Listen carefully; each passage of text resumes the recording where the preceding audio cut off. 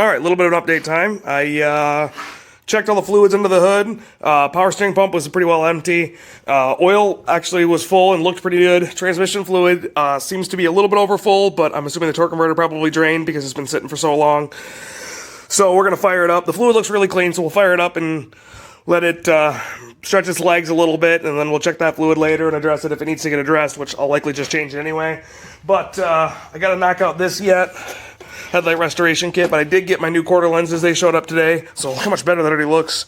So I'm going to clean these two up, and I think that'll really clean the front end up quite a bit. I got some gas pouring in through one of these shitty Obama cans. I dumped in the long part of this hose right here to an electric fuel pump to drain it all out, and it came up dry. I stuck it in there and ran it around about 5 or 6 times, and I pulled no fluid on it, so I'm going to assume the gas tank is pretty well empty. I got just some random wiper blades on it right now. They're not the right ones, but I learned from that 84 Tercel that I pulled out of the Angola earlier this year when I fired it up.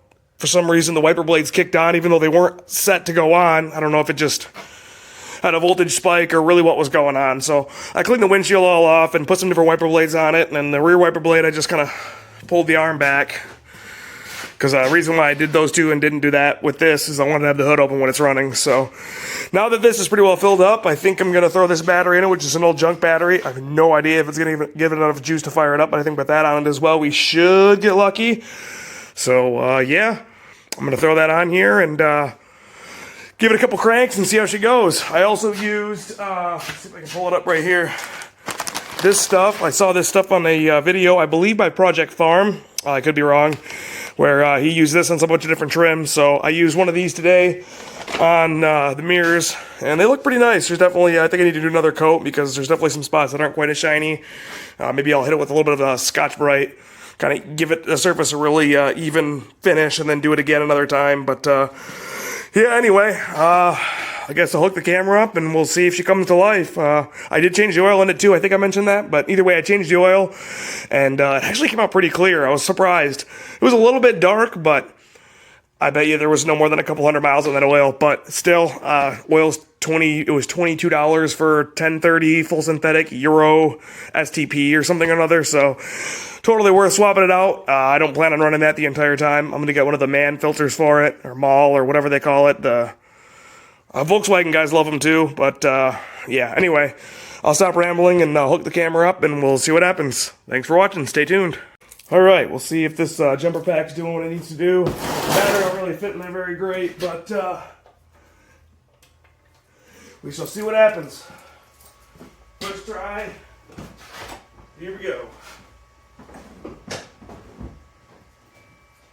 We got some dingage.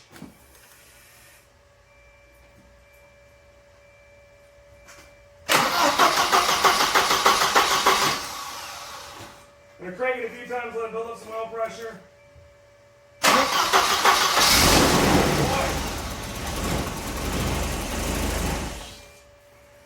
We'll kick it off real quick.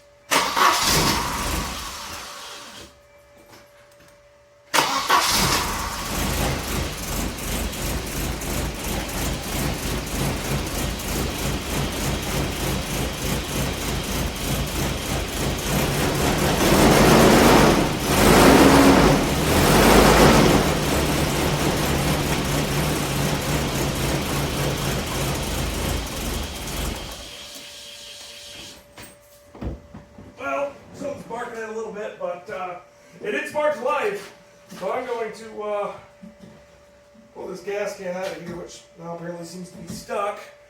Alrighty, well, I'm going to pause the video, try to get my gas can unstuck, and then we'll see if we can't get here running in a second.